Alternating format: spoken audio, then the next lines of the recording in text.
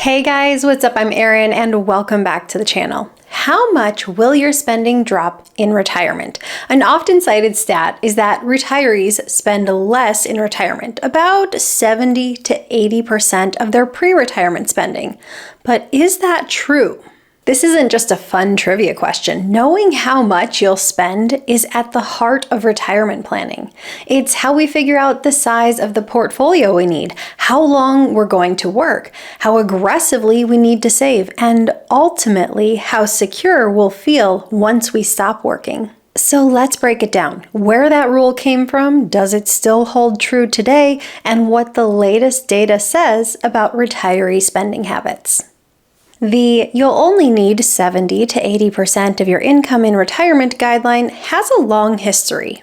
It goes back to the 1950s through the 1970s when many workers retired with a pension and Social Security, and actuaries studying spending patterns at the time noticed that once people stepped away from the workforce, a handful of expenses disappeared.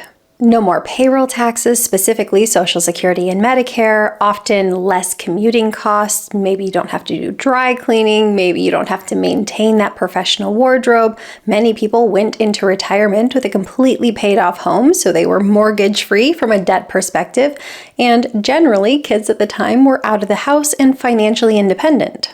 And fast forward to modern day, there would be no more contributions to retirement plans. Early pension plans were designed to replace 40 to 60% of a worker's pre-retirement income, knowing that once Social Security was layered in, that would replace another 20 to 40% of a worker's income. So once you combine the two, we'd get to an income replacement of about 70 to 80%.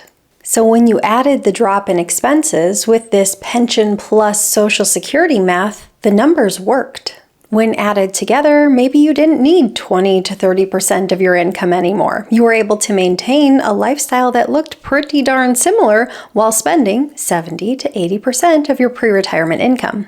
By the late 1980s, the Department of Labor was publishing materials with that 70 to 80% figure, and financial firms like Fidelity and Vanguard built it into their calculators. It's simple, it's easy to use, and it sounds official. And over time, the media picked up on this, and it became conventional wisdom.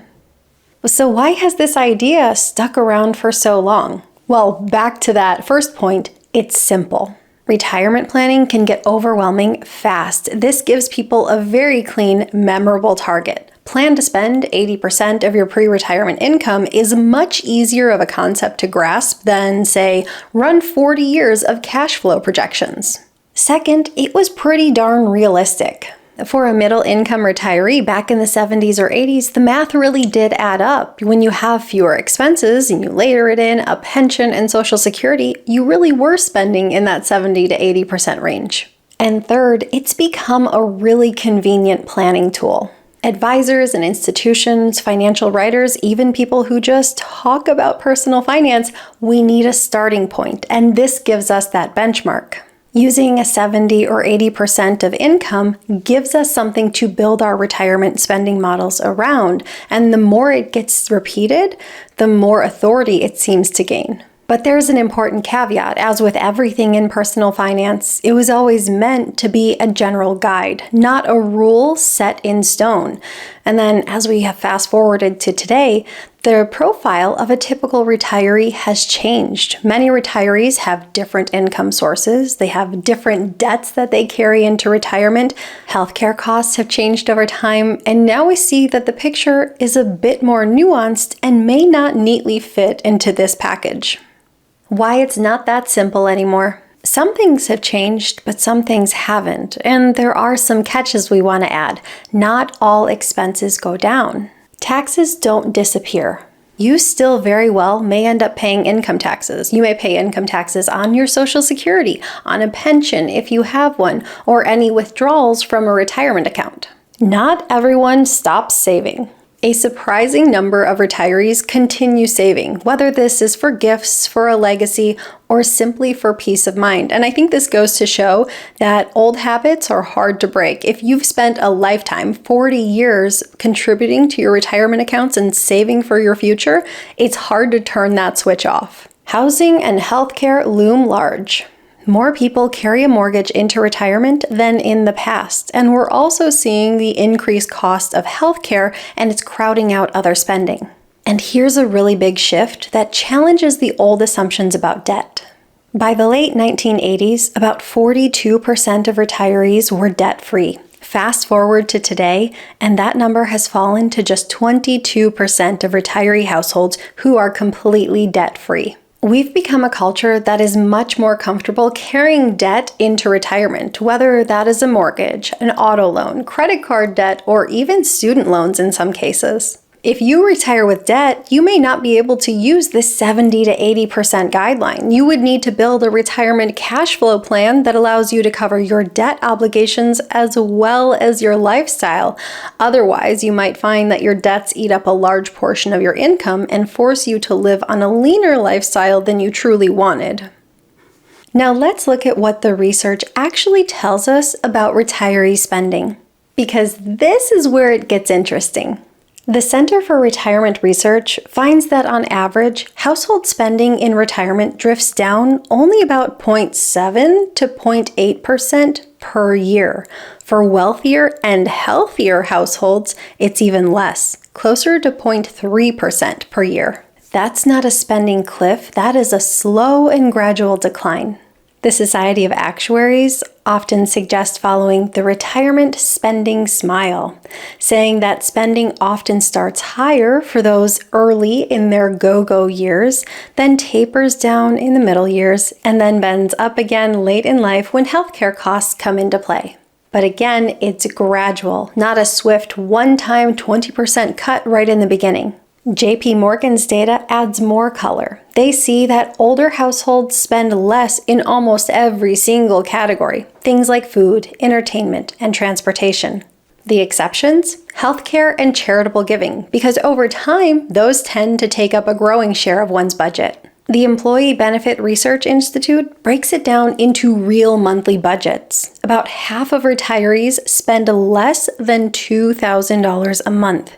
Roughly another third spend between $2,000 and $4,000 a month. And across the board, housing still remains the biggest line item in most people's budget. Even if you go into retirement with a completely paid off home, you likely owe property taxes, and that can be a major line item itself. And finally, Morningstar's research on retirement income shows that an initial withdrawal rate of about 3.7% works well for a 30-year retirement. And when you dig through the data, this 3.7 withdrawal is usually combined with Social Security and targeting getting a retiree back to their pre-retirement income, their full pre-retirement income. So nowhere in any of the data or any of the research do we see an immediate 20% drop to spending in retirement. The data just doesn't back up that idea. When you step back and try to take all this data in together, you notice one pattern, and that pattern is that spending does tend to decline with age, but you do not see an immediate 20% drop to spending generally with retirees anywhere. Let's do an example. Say we have a household that has pre-retirement spending of $65,000 a year. If their spending declines at a rate of 0.8% per year, here's what it might look like over time. After 5 years in retirement, it might drop to around $62,500. 10 years into retirement, maybe it drops to just under $60,000. 15 years into retirement, maybe it falls to about $57,000. That's certainly not a collapse. That is a subtle downshift, going from spending $65,000 a year to maybe 15 years later spending about $57,000 a year. We're seeing roughly an 11% drop. That's nowhere near a one-time sudden 20% drop in spending. Now let's look at a higher income household, say $150,000 a year. Wealthier households often see just a 0.3% decline per year. That means after 5 years, maybe they're spending about $148,000. After 10 years, maybe around $146,000. And after 15 years, maybe around $144,000. That's almost flat. And why is that? Well, wealthier households tend to have more resources, more in the way of savings and investments, and so they have the ability to continue living a life that they're accustomed to, and maybe that includes travel and dining out and more expensive hobbies. In our higher income household model, going from $150,000 a year in spending to around $143,000 in spending is roughly a 4.5% drop. That's not a steep decline. Like I said, we can look at that as being almost flat. And this is the really important point. If these subtle drops are what your plan actually follows, but you've built a retirement projection around the immediate 20% spending cut, you could find yourself in a pickle. If that were to happen, you might have a portfolio that doesn't have the strength to support your real lifestyle, and this mismatch can cause a lot of stress or force you to make cuts that you really didn't anticipate. And that's why spending patterns matter so much. It's not about aligning your plan with some abstract percentage. Instead, it's about understanding what retiree spending really looks like so you can create a more accurate projection for your future. Now, another wrinkle many people don't expect, sometimes spending actually goes up right after retirement. Researchers often call this the go-go years or the retirement spending surge, and it's usually a period of time, maybe 2 to 5 years right after you enter into retirement, where you have the energy and the resources to do all those things that you may have been putting off, whether that is travel, whether it's hobbies, social activities, home renovations. This is the time where it generally gets done and it spikes spending. In fact, on average, retirees between the ages of 65 and 74 spend about 20% more than retirees age 75 and older. That's a big difference. And some surveys even show that these retirees spend 20% more than they did in pre-retirement years. Think of this as your honeymoon phase for retirement, but after about 2 to 5 years, that novelty does tend to wear off and we settle into routines and we start to see spending taper over time. So if we take in this data, instead of planning for a sharp drop in retirement spending immediately as you step away from the workforce, instead we should be planning for a slight uptick in spending that then slowly starts to taper over time. Planning around a single benchmark, 70%, 80%, even 100% of pre-retirement spending can be misleading because your retirement won't look like the average. Spending doesn't always drop in day one of retirement. Instead, you may see a surge and then a slow drift over time. It all depends on your health, your wealth level, and your family and household needs. If you assume a sharp drop in spending and then build a portfolio that is too small, you might box yourself into a smaller retirement than you truly want. So ideally, you want to build flexibility into your plan. So ultimately, you get to live the retirement that aligns with your wishes. So how much will your spending drop once you enter into retirement? Well, the answer is it depends. Most households do not show an immediate sudden drop. Instead, there tends to be a gradual taper over time.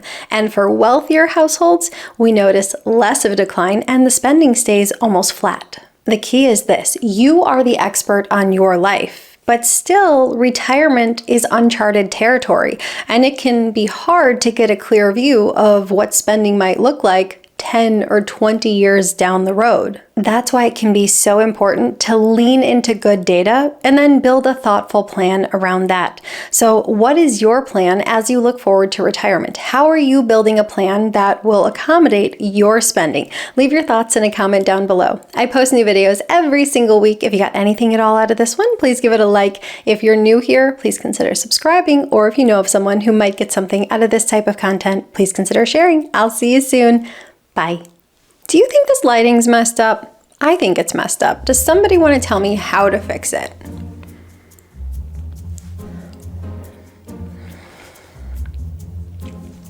I know I've said it before, but I have misophonia, and I'm cognizantly aware of every single sound that happens in life, and I hear it.